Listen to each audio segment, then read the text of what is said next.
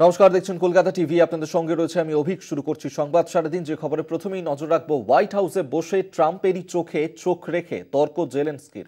ইউক্রেনের সঙ্গে সব আলোচনায় ইতি টানার ইঙ্গিত আমেরিকার। ট্রাম্পের national security adviser Mike Waltz এমন ইঙ্গিত দিয়েছেন। তিনি জানিয়েছেন যে জেলেনস্কির সঙ্গে ব্যর্থ বৈঠকের পরে হোয়াইট হাউসে একটি বৈঠক হয়েছে এবং সেই বৈঠকেই জেলেনস্কি অকৃতজ্ঞতা নিয়ে কথা এর পরেই ঠিক হয়েছে। আপাতত জেলেনস্কির সঙ্গে সব কথাবার্তায় ইতি টানা হবে। জেলেনস্কির সঙ্গে ব্যর্থ বৈঠকের পরে হোয়াইট হাউসে একটি বৈঠক হয়েছে। বৈঠকে জেলেনস্কি অকৃতজ্ঞতা নিয়েই কথা। হোয়াইট হাউসে বসে ট্রাম্পেরই চোখে চোখ রেখে যে তর্ক হয়েছিল জেলেনস্কির এবং ইউক্রেনের সঙ্গে সব আলোচনায়, যার কারণেই ইতি টানার ইঙ্গিত দিয়েছে আমেরিকা। হোয়াইট হাউসে বসে ট্রাম্পেরই চোখে চোখ রেখে তর্কে জড়িয়েছিলেন জেলেনস্কি এবং সেই তর্কের পরেই একটি বৈঠক করা হয়েছে এবং সেই বৈঠকেই যে ইঙ্গিত পাওয়া যাচ্ছে যে জেলেনস্কির অকৃতজ্ঞতা নিয়ে কথা হয়েছে। আমরা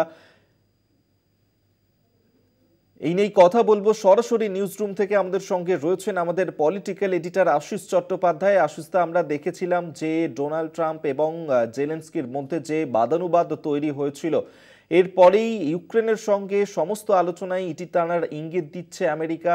যে বৈঠক করা হয়েছে, কোন কোন বিষয়ে উঠে এসেছে সেই বৈঠকে? দেখো, প্রথমেই বলবো যে এই গত সাড়ে সাত দশক 70-75 বছরে এই ধরনের ছবি আমরা দেখিনি, যে হোয়াইট হাউসে বসে মার্কিন প্রেসিডেন্টের সঙ্গে চোখে চোখ রেখে তর্ক করছে অন্য কোনো তুলনামূলকভাবে কম শক্তির দেশ, এমনকি বেশি শক্তির দেশের কোনো নেতাকেও আমরা দেখিনি। ঠান্ডা যুদ্ধের সময় যখন সোভিয়েত ইউনিয়ন ছিল, সোভিয়েত ইউনিয়নও মহাশক্তিধর রাষ্ট্র ছিল, এখনকার রাশিয়াও মহাশক্তিধর রাষ্ট্র, কিন্তু এই রকম তর্কাতর্কি আমরা কখনো দেখিনি। আমরা দেখলাম যে প্রতিটি ইঙ্গিতে জেলেনস্কি সোজাসুজি চ্যালেঞ্জ করছেন ট্রাম্পকে। তিনি যে জামা কাপড় পরে গেলেন, সাধারণত স্যুট পরে যায় সবাই, এটাই প্রথা। বিশেষ করে হোয়াইট হাউসে মার্কিন প্রেসিডেন্টের সঙ্গে একটা মিটিং, ভাইস প্রেসিডেন্টের সঙ্গে মিটিং, তিনি একটা সাধারণ একটা শার্ট মতো, একটা গেঞ্জি মতো পরে গেলেন এবং একটা ইনফর্মাল ড্রেস যাকে সাধারণত বলা হয়। এমনকি ফর্মাল খাওয়া দাওয়ার পার্টিতেও ঠিক এই রকম পোশাক পরে যাওয়া হয় না। তারপরে তিনি সেখানে বসে ট্রাম্পের সঙ্গে মুখে মুখে তর্ক করলেন এবং জিনিসটা এমন জায়গায় গেল যে সমস্ত আলোচনাটা ব্যর্থ হয়ে গেল। কোটি কোটি মানুষ টেলিভিশনে দেখলেন সেই ঝগড়াঝাটির ব্যাপার এবং তারপর ট্রাম্প মিটিং ছেড়ে চলে গেলেন, যে মিটিং এখানেই শেষ বলে চলে গেলেন, কোনো চুক্তি হলো না। এখন প্রশ্ন হচ্ছে যে এই জিনিসটা ঘটলো কিভাবে, কি পিছনে আছে জেলেনস্কির যাতে তিনি এত বড় সাহস পেলেন?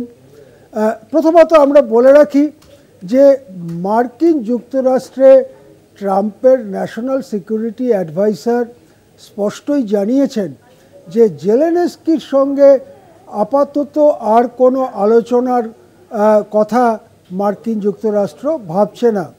তিনি বলেছেন যে জেলেনস্কি চলে যাওয়ার পরেই হোয়াইট হাউসে একটি মিটিং হয়, সেই মিটিংয়ে জেলেনস্কির আচরণ, তার অকৃতজ্ঞতা এইসব নিয়ে কথা হয় এবং তারপরই সিদ্ধান্ত হয় যে জেলেনস্কির সঙ্গে আর কোনো আলোচনা হচ্ছে না।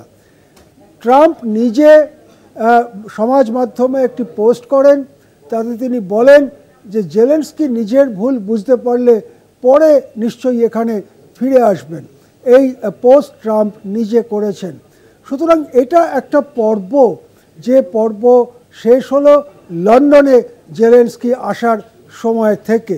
এখন প্রশ্ন হচ্ছে জেলেনস্কি সাহস পেলেন কি করে, কে তার পেছনে আছে? তাহলে কি মার্কিন যুক্তরাষ্ট্রেরই একটা শক্তিশালী অংশ জেলেনস্কির পিছনে রয়েছে? তাহলে তারা কারা? তারা কি বাইডেনের পার্টি, যিনি রাষ্ট্রপতি ছিলেন 1-1.5 মাস আগে পর্যন্ত, তার পার্টি? নাকি আমেরিকার বিশাল বিপুল যুদ্ধাস্ত্র তৈরির কর্পোরেট মালিকরা, যারা যুদ্ধ হোক এটা চায়, যারা চায় পৃথিবীর বিভিন্ন জায়গায় যুদ্ধ হোক এবং সেখানে তারা কামান, বন্দুক, বিমান এইসব বিক্রি করতে পারেন, গোলা বারুদ বিক্রি করতে পারেন, তারা চাইছেন না ইউক্রেনের যুদ্ধ শেষ হয়ে যাক। তাহলে কি শেষ পর্যন্ত ট্রাম্প তার নিজের দেশের সামরিক বিভিন্ন উপকরণ তৈরি করার যে বিপুল বিশাল কোম্পানিগুলো, যাদের লক্ষ লক্ষ কোটি টাকা শেয়ার বাজারে মূল্য, তাদের সঙ্গে ঝামেলায় জড়ালেন? মার্কিন রাজনীতি তাহলে কোন দিকে যাচ্ছে, এই প্রশ্ন কিন্তু বড় করে উঠছে।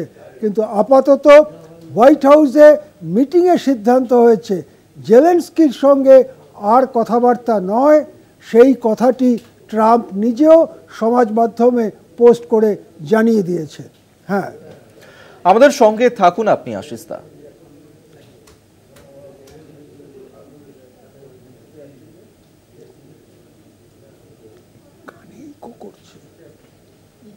হ্যাঁ, একদম পুরো আমার কথাই আমার কানে চলে আসছে।